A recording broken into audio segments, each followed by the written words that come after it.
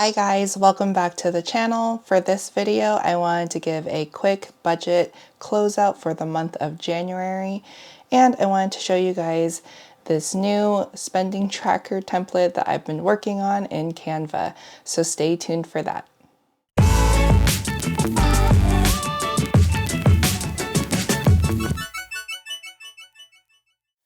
All right, so first things first, let's go over this new spending tracker template that I created in Canva. This is a 2-pager, and I'll go ahead and show you guys a close-up in this video. So basically, I broke it down to show the pay period, the income, debts, saving goals, and all the different expense categories that relate to me and probably to a lot of you. So I really tailored this spending tracker to me and my needs, and I've been working on it and using it for the past month and a half, and so far it's been working out pretty good. I've revised it quite a few times already, and I'm going to continue revising it until I feel like it's good enough and it's going to keep working for me on more of a long-term basis. So I use this bi-monthly, so based on our pay period, since we get paid bi-monthly or every other week, that's how we record our income, and it just helps me, you know, stay more on track of my expenses and make sure that things don't get out of hand and we don't go over budget. So that's how we'll fill this out. We fill out the income portion in the top, our savings goal, and then we have the different expense categories listed below that, such as housing, utilities, transportation, debts. I have on the second page expenses continued for expenses such as groceries, shopping, dining, entertainment, health, subscriptions, other expenses, and I even have like a little notes section for things that I feel like I forgot or just something that I want to note to self. So if you're interested in using this spending tracker, let me know in the comments. If there's enough interest, then I'll go ahead and make this available on my website so you guys can download it for free and use it as you like. So hopefully this will come in handy for you guys as it does for me. I am always a pen and paper girl over everything else. I think you guys will see in my previous videos, I am often using worksheets like this. I'm also writing in my planner a lot. My husband is more of a computer person, a phone person, so he likes the apps, he likes the Excel spreadsheets, and I like them too, but I just feel like I have to write things down first and then I'll go into Excel and update things there. So this really helps me stay on track, and he does everything in Excel to help him stay on track. So when it comes to our weekly financial talks, I'll bring my tracking sheet and we'll look at the Excel spreadsheets and we'll just go over where we're at and kind of forecast into the future of what other expenses to expect and other income or anything else that, you know, we should be prepping for. All right, so for the sake of this video, I decided to use one spending tracker for the whole month of January, just for time savings for this video. I did use 2 of these sheets to track the expenses that we had from January 1st to January 15th, and then I had another one of these sheets for January 16th through the 31st. But I went ahead and consolidated it into one sheet so that I could easily go over it with you guys. I'll provide you guys a close-up of this sheet and kind of how I filled it out, but let's go ahead and go over the expenses. All right, so noting income for the month of January with our 2 pay periods in that month and our rental income, we had a grand total of $8,469.09 to work with. Our savings goal was $200 to go towards our emergency fund. I had mentioned that in our previous video. And When it comes to expenses, we have our Georgia expenses for housing as well as our California expenses for housing. January was a very expensive month for us just because we have a lot of the annual expenses that hit at the beginning of January. So we really had to prepare for that in the months prior to this. So here in housing, you'll see that we have both of our mortgages listed. We have both of our HOA expenses, one of them being an annual HOA expense, which is the Georgia house, and the other HOA expense is the California house, which is a monthly HOA expense.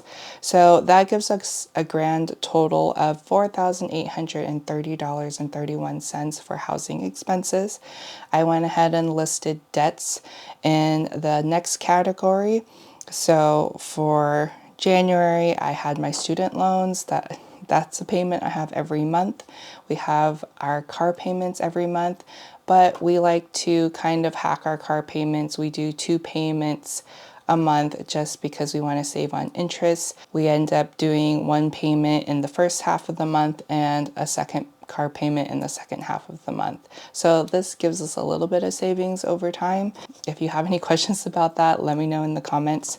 So for debts with the car and the student loans, it comes out to $1,064.83. Utilities is next. So this is everything for California and Georgia expenses. We have water, electricity, pest control, gas, things like that. And that is a grand total of $865.49.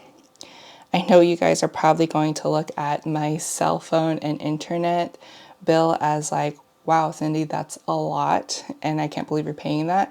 But keep in mind that the cell phone plan is a family plan, so we have quite a lot of people on that plan. That's why the expense is high. Trust me, I've already tried to lower it as much as I could, and I often check in with my cell phone carrier to see if there's any discounts or anything that I can apply to it to kind of bring down the monthly payments a little bit. And with transportation, we haven't been driving our gas vehicles that much lately. We have an electric vehicle, and that has been our main source of transportation. So the only expense we had for January in terms of transportation is just one fast charge that we had to do on a little road trip that we took, and that was $4.42. Otherwise, we charge 99% of the time at home, and that goes towards our electric bill. For groceries, I'm pretty proud of ourselves for January. I knew that we had a lot of expenses for the month of January, and with it being such a heavy month for us, I knew that we really had to scale back on where we could. So food was one of those categories that we felt like we had some control over. So with groceries, we did pretty good. We tried to clean out our pantry, clean out our deep freezer, and utilize what we have and just buy some extra things like fresh vegetables and things like that. So with that category, we ended up spending $168.52. That is a big win for us, and I am pretty proud because I had put us on a $100 grocery challenge before for 2 weeks before, and I wanted to see if we could do it, and I was really happy that we pulled it off. So I felt pretty confident for the month of January that we could pull this off and try to keep it below 200. But I am pretty proud of us, so I'm going to pat myself on the back for that. Shopping.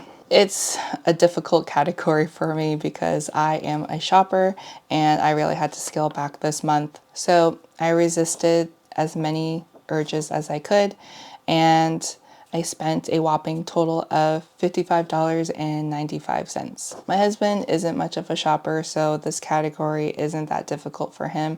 It's usually just difficult for me. But with $55.95, I am pretty proud of myself. I have seen a lot of other YouTubers document their January as like a no-spend January, and I thought that was really great. I hope to one day be able to accomplish like a no spend month, but I don't think I'm quite there yet, so baby steps for me. All right, next category, dining and entertainment.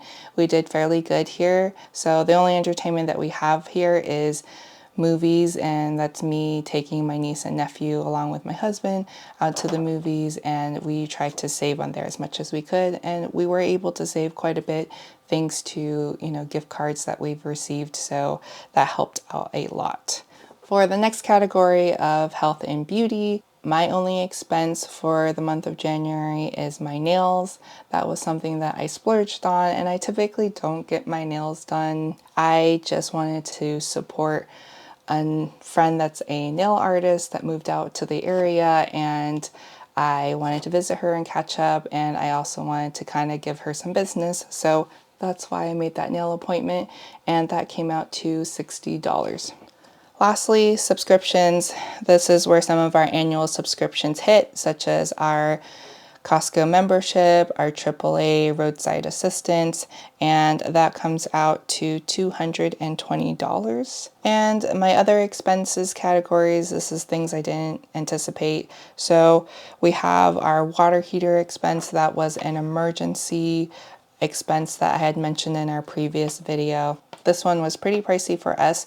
We spent close to $2,000 on repairing our water heater, and it was a necessity. So we funded that with as much money that we had in our checking from the previous month, and we ended up having to pull out some money from our emergency savings to cover the rest of this because we didn't want to put this on the credit card and go into debt. We just wanted to pay this off and not have to worry about it. Another big expense, this wasn't unexpected, it was expected, but I didn't have a category for this in my spending tracker, and it's something that I've been debating about adding, but I'm kind of tight on space. So pets is another expense. This one is $1,100, and that is our pets annual insurance. So we expect that every January, and then I had some shipping costs, so that gives us a grand total of $3,046.83. Adding this all up, you guys will see that it is a little bit more than the income that we had, which is why we had to supplement this with rollover money that we had from the previous month in our checking account, as well as some funds that we had in our emergency savings. So with that additional cash, we were able to supplement our income and help cover the rest of these expenses for the month of January. Our finances are a little bit tricky because we always end up having a reserve or a rollover from month to month because of how some of our expenses are billed. The biggest expenses being our housing, such as our mortgage and HOA. That's always billed at the beginning of the month, like literally like the first day of the month, as well as a few utilities. And in order to cover for those expenses, we have to reserve our second paycheck in the previous month to cover those expenses. So we end up rolling over that income from the previous month into the following month to pay for those expenses, and it continues from month to month like that. So we'll always end up rolling over a little bit of money from our income to reserve that to cover those expenses that hit the first of the month, since we won't have a paycheck until a few days or more later into the month. So that pretty much sums up January for us. It was a very expensive month. Let me know in the comments if you guys also had a very expensive January and how you plan around that. If you found this video helpful, make sure to give it a thumbs up. And if you're not already subscribed, I would really appreciate if you do subscribe, especially if you're getting value from my content. I would love to have you guys stick around, and I hope to catch you guys in the next video.